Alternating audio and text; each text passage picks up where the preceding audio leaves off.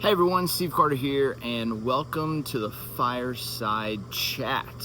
We haven't done this for a while.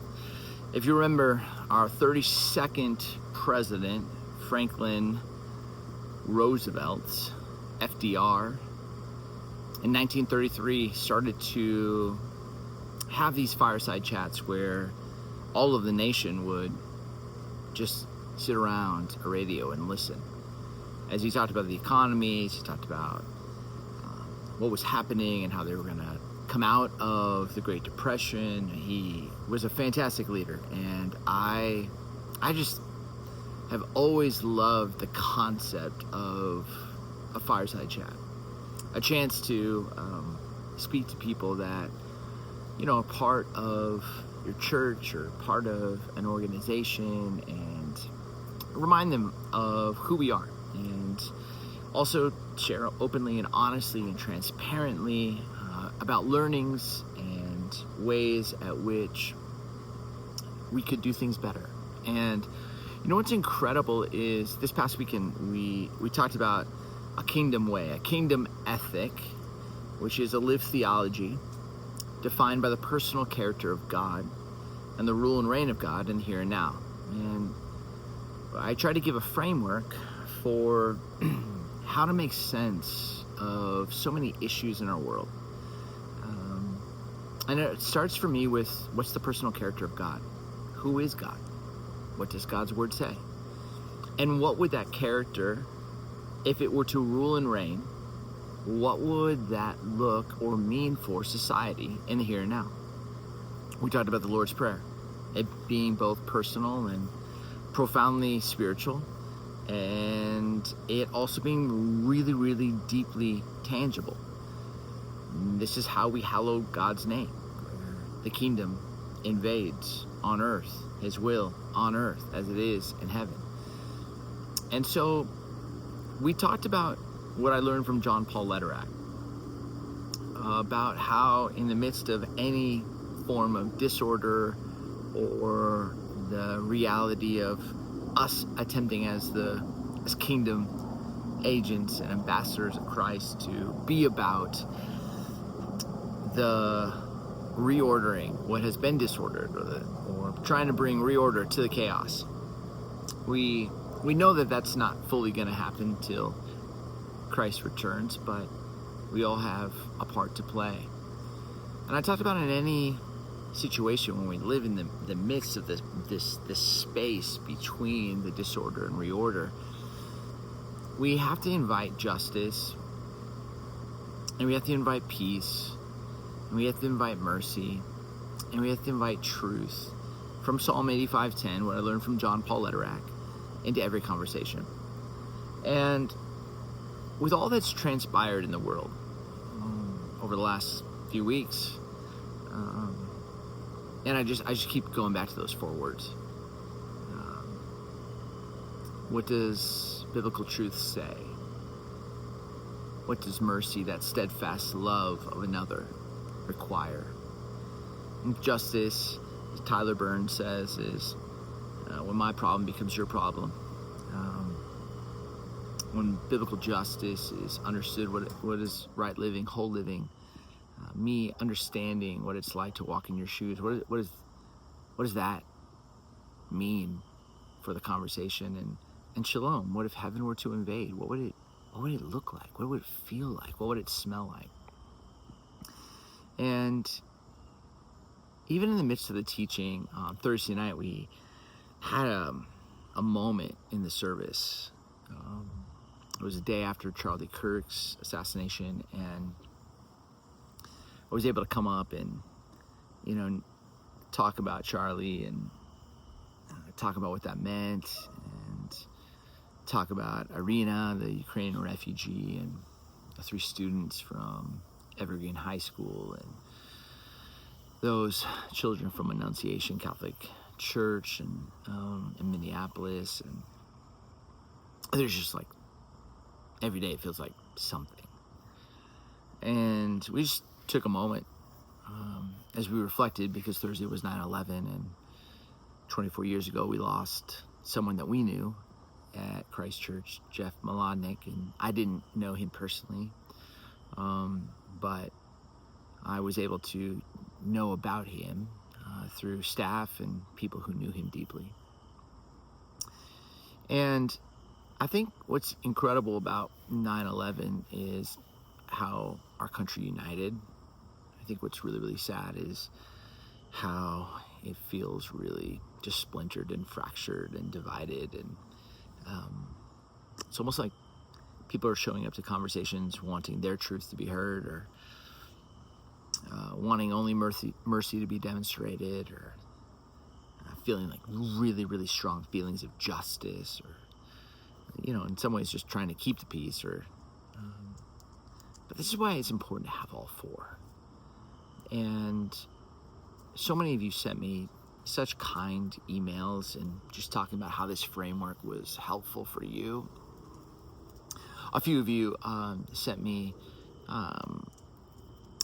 just emails about expressing your disappointment that I didn't name Charlie Kirk in the sermon, and I think there was a couple reasons that just I think it'd be important for you to understand. One, on Thursday we did a couple sermons I did on Sunday, but on Thursday we had space to talk about it at the front, space to talk about it during the message, space to talk about it because on Thursday nights we do Q&A, and it was really a beautiful moment because at the end of the message we had the choir come out and they sang the doxology, which was just absolutely stunning, and then they sang the Aaronic blessing or benediction over us, which was just holy, holy, holy. But then I had a fishbowl and people just started putting questions in, and people shared questions really about talking about their grief and their sadness about Charlie Kirk's passing, and also there were people on the other side who just said, I'm trying to find the empathy because some of the things that were said were hurtful for me and my people, and I was holding both of those, and I think first and foremost, again, you bring truth, mercy, justice, peace. It's really, really simple because someone just beautifully and humbly asked, help me to have empathy for someone that I disagree with, like Charlie, and someone who felt like he was against me. And I just said, first and foremost, you have to start with, again, the biblical truth. He was made in the image of God, just like all of us. And there was a lot of good that he talked about, he said. Doesn't discount the reality that I'm sure that there are things he wishes he said differently, and there are things that probably I wish he would have said differently, as my brothers and sisters wish he would have said differently. But there's a lot of good at what she said, and the fact is none of us have been 100% on point with everything we've ever said. So that's just truth. Second, I realized something is, as a pastor of a local church, Christ Church, I don't have a ton of trust chips. I've been here 8 months in this role, and I really felt like the assignment for me was, because on Sundays, going back between the classic service and the contemporary, and the classic and then the contemporary, doing that 4 times, I only had like 30 minutes in both venues, and I really wanted to try and create a framework, and that framework, was around the kingdom ethic, around the Lord's Prayer, around Psalm 85:10, bringing truth, mercy, justice, and peace to every conversation. Because I thought that would be really, really helpful as we live in that space between disorder and reorder. But I also realized something. I realized one leadership miss on my part was, after Thursday night, it was just a holy night. It was weighty. It was beautiful. It was deep. It was just, yeah, it just felt like it was a night where we were to sit and grieve and talk openly and honestly as a church family. And then Friday, I had a men's conference, Chicago Fellowship, which was amazing. And Saturday, I just took a Sabbath. And then Sunday, we didn't gather all the liturgists and hosts and teachers together in a room just to process, hey, what do we want to say? How do we want to say it? What kind of space do we want to make? And that's on me as a leader. I miss that, and it's a good learning opportunity. And so for that, I'm sorry. I think we missed that moment to really create that space like we did on Thursday, to sit and to hold space for those that were grieving. And even though, we named Charlie and a couple times throughout the weekend, not in every service though, and that was a miss on my part. And so totally not afraid to admit that. I think what's been amazing though, and this has just been like a gift, and I've had 3 conversations today. Again, so many people were just so affirming and positive and grateful for like the kingdom way of what the kind of people we're trying to be. But a couple of people brought up some real genuine questions or concerns or disappointments in me, and that's fair. Like I think it's a great opportunity. But what I appreciated was they were open to the conversation, and it was these moments where I was like reflecting back to them, friends, we're like literally allowing truth and mercy and justice and peace to like be invited to this conversation, and reconciliation's happening, even though there wasn't like, it wasn't like we were on separate or mad at each other, but it was just this point where we were almost like reordering. We were bringing something beautiful to the chaos, and I think that's really, really important. We have lost the art of civil discourse. We've lost the art of hearing someone, of listening, of asking questions, of holding on to like our kingdom values and our kingdom beliefs, and at the same time holding that intention with that steadfast love that God shows every one of us and all of his creation. And it's in that tension is that where I think we grow. It's not loud, it sometimes feels more silent, but it's forming, it's shaping, it's helping us to become everything we were intended to be. I don't like the fact that we have school shootings. I hate it. Don't like the fact that Charlie Kirk, a Christ follower, was shot down. I don't like it that we have kids going to school afraid. I don't like it that we have people who are just fearful. Don't like it that we can't connect and talk and listen and dialogue and with one another. It breaks my heart. And if we are going to be the experiment, as Ben Franklin called the United States of America, we gotta actually embody that first word, united. And that takes work, it takes effort, it takes listening, it takes asking great questions, it takes curiosity. And so for that, I know for some of you, you felt disappointed and bummed that I didn't fully mention or spend more time around Charlie Kirk's assassination this weekend, and I received that. I hear that. It's good learning, and I'm grateful that we had Thursday night, but there were some learnings that I can have, and it's good for me to own that and have those conversations and have those opportunities to dialogue. I love the local church. I believe in it more than ever. I love the scriptures.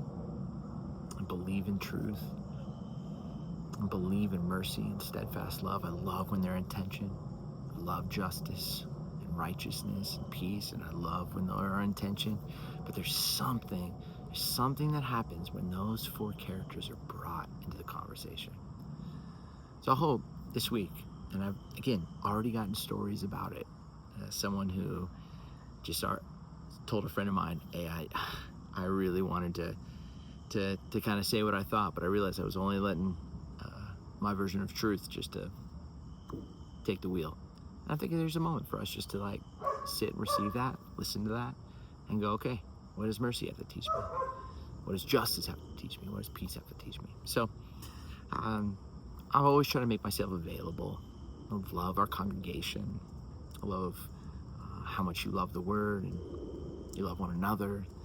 I love our classic service and our contemporary service and our Butterfield campus. I'm really just excited that as we move forward, we now have a framework. And there's going to be opportunities where we're going to be able to use this framework in our everyday life, but also to really wrestle through in a kingdom ethic how to navigate issues of our day in a way that I think is true and honoring to God, to one another, and to the heart of what the local church is all about. If there's more questions you have, I'd love just to process with you.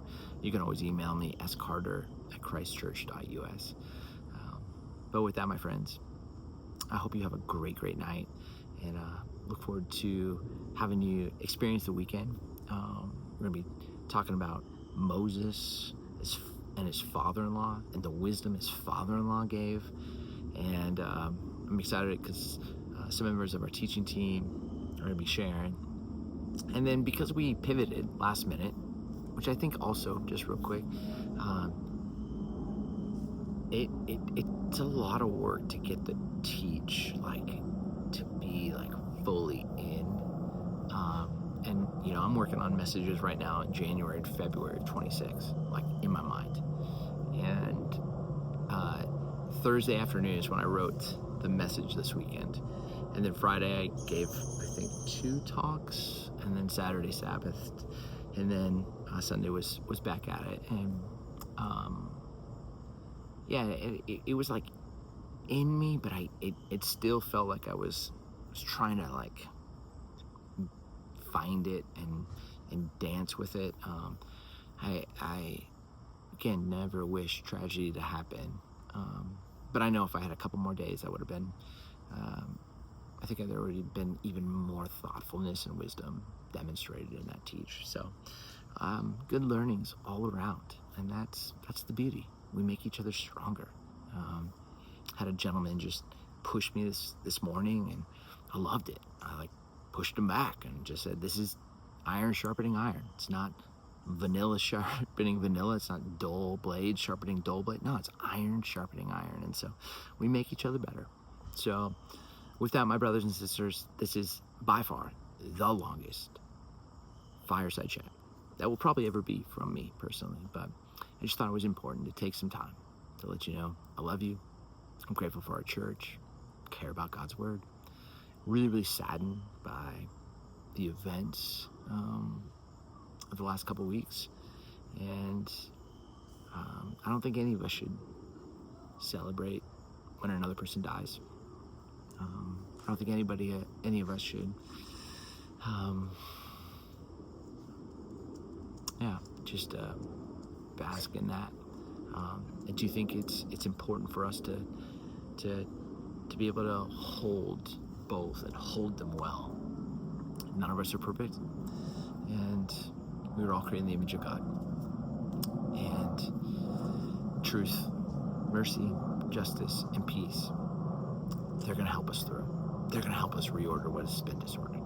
So with that, my friends, I hope you have a great night, and I hope you, in these days, can know that we're here if you need to pray, if you need to grieve, if you have questions, you want to process more, don't hesitate to reach out. Don't do this alone. We're here for you. All right, everyone. I hope you have a great night. Grace and peace.